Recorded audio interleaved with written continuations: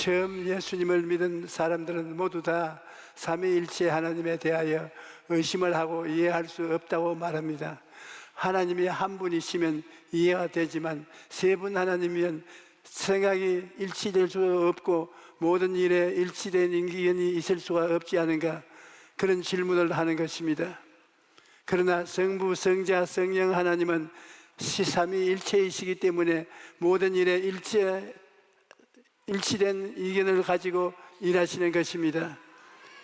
먼저 하나님의 창조 사역을 보시면 삼위일체 하나님께서 일체가 되어 함께 일하시다는 것을 알 수 있습니다. 창세기 1장 1절로 3절에 태초에 하나님이 천지를 창조하시니라. 땅이 혼돈하고 공허하며 흑암이 깊음 위에 있고 하나님의 영은 수면에 운행하시니라. 하나님이 이르시되 빛이 있으라 하시니 빛이 있었고 라고 말씀하십니다. 하나님께서는 그의 말씀으로 하늘과 땅과 세계와 그 가운데 있는 모든 것을 지으셨는데 그 말씀이 곧 예수님이신 것입니다. 그래서 요한복음 1장 1절에 태초에 말씀이 계시니라. 이 말씀이 하나님과 함께 계셨으니 이 말씀은 곧 하나님이시라고 기록한 것입니다. 그뿐 아니라 하나님의 창조 사역에는 성령께서도 함께 하셨습니다. 땅이 혼돈하고 공허하며 흑암이 깊음 위에 있을 때 하나님의 성령이 수면 위에 운행하시어 혼돈하고 공허한 세상에 하나님 보시기에 심히 세상을 아름답게 변화시키신 것입니다. 또 창조 사역뿐 아니라 하나님의 구원 사역에 있어서도 삼위일체 하나님이 함께 일하시다는 것을 알 수 있습니다. 삼위일체 비유를 보면 하나님은 아버지에 비유되고 예수님은 아버지의 일치한 아들이 비유되고 성령은 아버지께서 보내주신 보혜사에 비유됩니다. 성부 하나님께서는 우리를 구원하시기 위해 독생자 예수 그리스도를 보내셨습니다. 요한복음 3장 16절에 하나님이 세상을 이처럼 사랑하사 독생자를 주셨으니 이는 그를 믿는 자마다 멸망하지 않고 영생을 얻게 하려 하심이라고 말씀하신 것입니다. 그 다음 성자 예수님께서는 이 땅에 육신을 입고 오셔서 하나님께서 맡기신 일을 다 이루셨습니다. 예수님께서 말씀하시기를 아버지께서 내게 하라고 주신 일을 내가 이루어 아버지를 이 세상에서 영화롭게 하였다고 말씀하신 것입니다. 하나님께서 예수님께 주신 일은 십자가를 통한 구원 사역입니다. 그래서 예수님께서는 십자가의 보혈로 우리의 죄의 값을 다 치루시고 우리를 구원해 주신 것입니다. 그런 다음에 성령께서는 예수님이 죽으시고 부활승천하신 후에 예수님에 대해서 증거하십니다. 예수님이 십자가에서 이루신 구원 사역을 사람들이 깨닫고 예수님을 믿고 영접하도록 역사하고 계신 것입니다. 이와 같이 성부, 성자, 성령 하나님께서는 삼위일체로서 이 세상을 창조하시고 또 인간과 모든 피조물을 구원하신 것입니다. 그뿐 아니라 하나님께서는 오늘날 우리의 기도 응답에 있어서 삼위일체로 일하시는 것입니다. 기도의 순서를 보면 기도는 우리가 하나님 아버지께 합니다. 하나님은 예수님을 통하여 응답을 하십니다. 하나님은 예수님과 함께하는 분이십니다.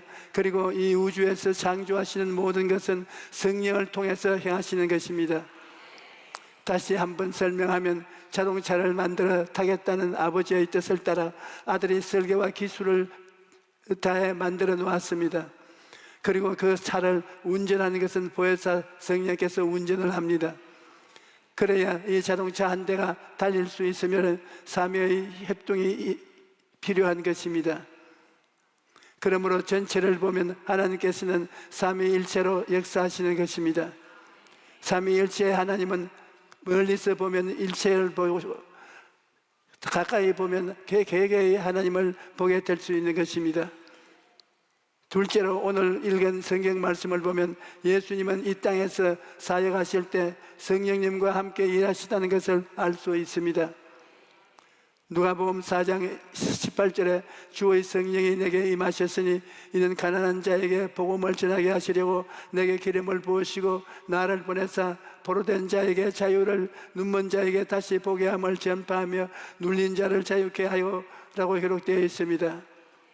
예수님께서는 성령의 임하심으로 그의 공생애를 시작하셨고, 성령께서는 예수의 공생의 모든 싹에 함께 하셨던 것입니다. 사도행전 10장 38절에 보면 하나님이 나사렛 예수에게 성령과 능력을 기름 붓듯 하셨으며 그가 두루 다니시며 선한 일을 행하시고 마귀에게 눌린 모든 사람을 고치셨으니 이는 하나님이 함께 하셨음이라 말씀하신 것입니다. 그리고 예수님께서 죽으시고 부활하시고 승천하신 후에는 성령께서 예수님에 대해 증거하셨습니다. 예수님께서 말씀하시기를 내가 아버지께로부터 너희에게 보낼 보혜사 곧 아버지께로부터 나오시는 성령의 오실 때 그가 나를 증언할 것이요 라고 말씀하셨습니다. 그래서 성령은 혼자 일하시지 않으시고 예수님을 통하여 함께 일을 하십니다.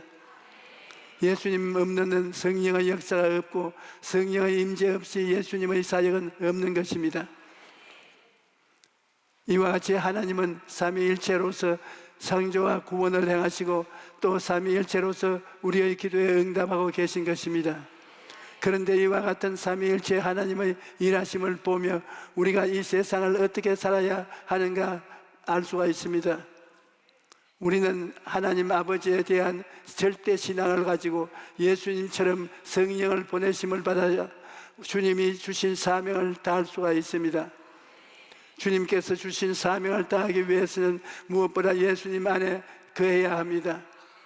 예수님께서 말씀하시기를 내가 아버지 안에 거하고 아버지는 내 안에 계신 것을 내가 믿지 아니하느냐. 내가 너희에게 이런 말은 스스로 하는 것이 아니라 아버지께서 내 안에서 계셔서 그 일을 하는 것이라고 말씀하셨습니다. 하나님이 예수님이 하나님 안에 계시기 때문에 모든 일에 있어서 일치된 이견을 가질 수가 있는 것입니다. 그러므로 우리도 예수님 안에 거하고 예수님이 우리 안에 거하실 때 주님과 일치된 이견을 가지고 일할 수가 있습니다. 예수님께서는 예수님과 우리의 관계를 포도나무와 가지에 비유하셨습니다. 나는 포도나무요 너희는 가지라. 그가 내 안에 내가 그 안에 거하면 사람이 열매를 많이 맺나니 나를 떠나서는 너희가 아무것도 할 수 없음이라. 여러분, 포도나무를 보면 가지는 포도나무에 전적으로 붙어 있어야 생명이 있고 포도나무는 가지가 있어야 열매를 맺습니다. 여러분, 우리가 예수님 안에 거하면 창조적이고 생산적인 삶을 살아갈 수 있습니다. 전지전능하신 하나님께 농부가 되시고 흠도 없고 점도 없고 조금도 실수할 수가 없는 완벽한 포도나무인 예수님이 계시니 우리가 예수님 안에 있기만 하면 실패할 도리가 없는 것입니다. 여러분과 내가 자라가면서 열매를 맺는데 필요한 모든 자원은 예수님께서 공급해 주시는 것입니다. 여러분, 예수님을 종교적으로만 이해하지 마십시오. 예수님께서는 여러분의 삶의 모든 자원이 되시는 것입니다. 여러분의 죄사함의 자원이 되시고 성결함과 성령 충만의 자원이 되십니다. 또 치료의 자원이 되시고 축복의 자원이 되시고 천국의 자원이 되시는 것입니다. 그러기 때문에 주님께서 담대하게 내 이름으로 무엇이든지 내게 구하면 내가 행하리라고 말씀하신 것입니다. 그러므로 여러분과 나의 삶에는 고갈이란 있을 수가 없습니다. 오늘날 신문이나 텔레비전에서 절망적이고 부정적인 소식들을 전하고 있지만 하나님께서 여러분과 나의 삶에 무궁무진한 자원이 되신 이상 우리는 자원 고갈로 말미암아 염려할 필요가 없는 것입니다. 또한 우리는 예수님 안에 거할 뿐 아니라 늘 성령님을 인정하고 환영하고 모셔드리고 의지해야 합니다. 그래야 주님께서 주신 사명을 다할 수가 있는 것입니다. 1964년에 우리 교회의 성도 수가 약 3,000명 정도였는데 기존의 선전으로는 넘쳐나는 성도들을 수용할 수가 없어서 주일 예배를 2부와 3부로 나누어서 드렸습니다. 그런데 어찌된 영문인지 교회 성장이 거기에서 멈추고 말았습니다. 새벽 예배, 철야 예배, 수요 예배, 금요 예배를 인도하고 집집마다 신방하면서 최선을 다했지만 더 이상 성도 수가 늘어나지 않았습니다. 그런 어느 날 새벽 예배를 마치고 혼자 성전에 남아서 기도하고 있는데 갑자기 하나님의 음성이 들려왔습니다. 사랑하는 아들아, 내가 너에게 맡긴 교회가 3,000명 이상으로 성장하기를 원하느냐? 예, 하나님, 저는 더 많은 성도들을 섬기기 원합니다. 그러면 내가 너에게 묻는 말에 대답해 보아라. 이스라엘 백성들이 광야에서 먹을 것이 없었을 때 맨손으로 메추라기를 잡으려고 했다면 얼마나 많이 잡았겠느냐? 글쎄요, 그들이 맨손으로 잡으려고 했다면 얼마 잡지 못했겠지요. 그렇다면 내가 바람을 일으켜서 이스라엘 백성들에게 메추라기를 보냈을 때는 그들이 얼마나 많이 잡았느냐? 메추라기들이 하늘에서 내려서 잡으려고 뛰어다닐 필요도 없이 그냥 가서 주우면 되었겠지요. 맞다. 그렇다면 너는 내가 광야에서 행한 기적들을 오늘날 또 행할 수 있다는 것을 믿느냐? 너는 지금 너의 힘으로 교회를 성장시키려고 무리하게 너 스스로 혹사시키면서 애쓰고 있다. 그러나 내가 성령의 바람을 일으키면 놀라운 기적이 일어날 것에 너는 이것을 믿느냐? 믿습니다, 하나님. 그러자 저는 이미 성령을 받지 않았습니까? 그러나 하나님께서 말씀하시기를 너는 지금까지 성령을 교회 성장을 위한 도구로만 생각해왔다. 그러나 성령은 인격자이시다. 교회가 성장하기를 원한다면 성령을 인격적으로 인정하고 환영하고 모셔드려라. 그러나 저는 성령과 인격적인 교제를 나눈다는 것이 무엇을 의미하는지 몰랐습니다. 그런데 성경을 깊이 연구하다가 초대교회 지도자들과 성도들을 성령을 모시고 사역했다는 것을 깨달았습니다. 그때부터 저는 성령을 인격적으로 인정하기 시작했습니다. 매일 잠에서 눈을 뜨면 성령님 좋은 아침입니다. 오늘 또 성령님 저를 사용하셔서 예수 그리스도의 복음이 잘 전개될 수 있도록 하여 주시옵소서라고 고백을 했습니다. 설교를 하기 전에는 성령님께서 설교하실 시간입니다. 성령님께서 앞장서 주시면 저는 그저 성령님을 뒤에 따라가겠습니다 하고 고백했습니다. 이렇게 성령님과 함께 일하기 시작하자 교회가 정체의 터널에서 벗어나서 다시 놀랍게 성장하기 시작했던 것입니다. 여러분, 오늘날 교회가 시들하게 된 이유는 성도들이 성령을 인격적인 분으로 인식하지 않기 때문입니다. 성령님과 인격적으로 교제하고 교통할 때 예수님의 은혜가 하나님의 사랑이 감동적으로 우리의 심령 속에 체험하게 되는 것입니다. 예수님께서는 내가 아버지께 구하겠으니 그가 또 다른 보혜사를 너에게 주사 영원토록 너희와 함께 있게 하시리라고 말씀하셨습니다. 예수님께서 이 땅에서 사역하실 때 우리가 보혜사가 되시고 부활 승천하신 후는 성령을 또 다른 보혜사로 보내주신 것입니다. 그렇기 때문에 성령님은 예수님이 하신 일을 지금도 계속하고 계신 것입니다. 성령님은 지금도 십자가를 통하여 죄를 사하시는 역사를 베풀고 계십니다. 성령님께서는 예수님의 십자가를 통해서 사람들이 죄 사함을 받도록 십자가로 이끄는 일을 행하시고 계신 것입니다. 제가 불광동에 있을 때 대학교 교수님 한 분이 있었는데 부인은 열심히 예수 교회를 잘 믿는데 본인은 안 믿어요. 그런데 이분이 성경을 보면 글자가 하나도 눈에 안 보인다는 것입니다. 그래서 부인이 나를 집으로 직접 오라고 해서 따라가니까 한번 실제로 보라고 합니다. 자기가 남편을 보고 신문을 읽으라니까 줄줄줄 잘 읽어요.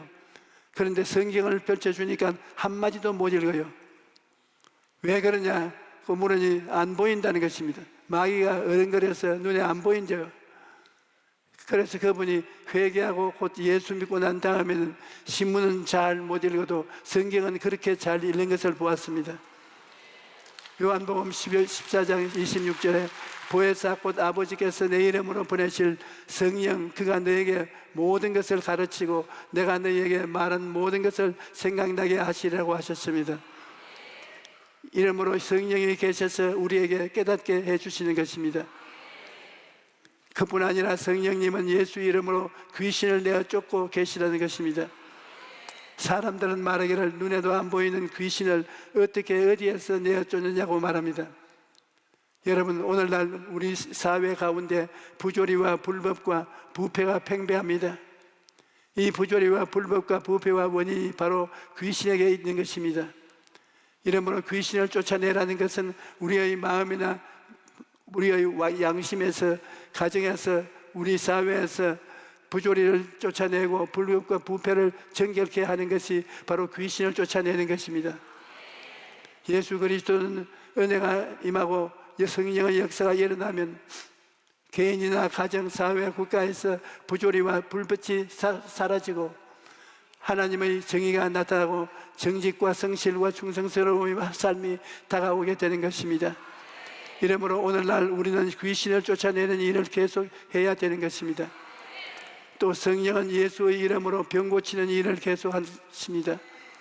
예수님께서 십자가에 죽으시고 부활해서 승천했다고 해서 이제는 병 고치는 역사가 그쳤다고 말하면 중대한 잘못입니다. 예수님께서는 믿는 자들에게 이런 표적이 따르니 곧 그들이 내 이름으로 귀신을 쫓아내며 새 방언을 말하며 뱀을 집어 올리며 무슨 독을 마실지라도 해를 받지 아니하며 병든 사람에게 손을 얹은즉 나으리라고 말씀하셨습니다. 그러므로 우리가 성령의 능력을 의지하면 이러한 일을 할 수 있다는 것입니다.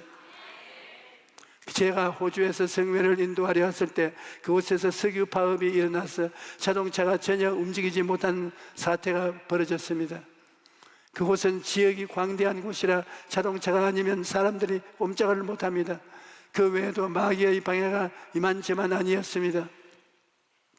그러나 하나님의 성령께서 역사하시자 성회 주반에 수천 명의 사람들이 몰려와서 그 도시가 생긴 이래 그래 많은 규모의 성회는 처음이라고 말하셨습니다. 그리고 성령의 역사도 강하게 일어나서 수많은 사람들이 병고침을 받았는데 성회를 주최했던 교회 담임 목사님이 다친 허리를 고침받고 마음대로 허리를 굽혔다 펴었다 할 수가 있었습니다. 또 자동차 사고로 다리를 다쳐 상지팡이를 의지하고 성회에 참석했던 자매가 고침을 받고 지팡이를 어깨에 메고 강단으로 막 간증하기도 했습니다.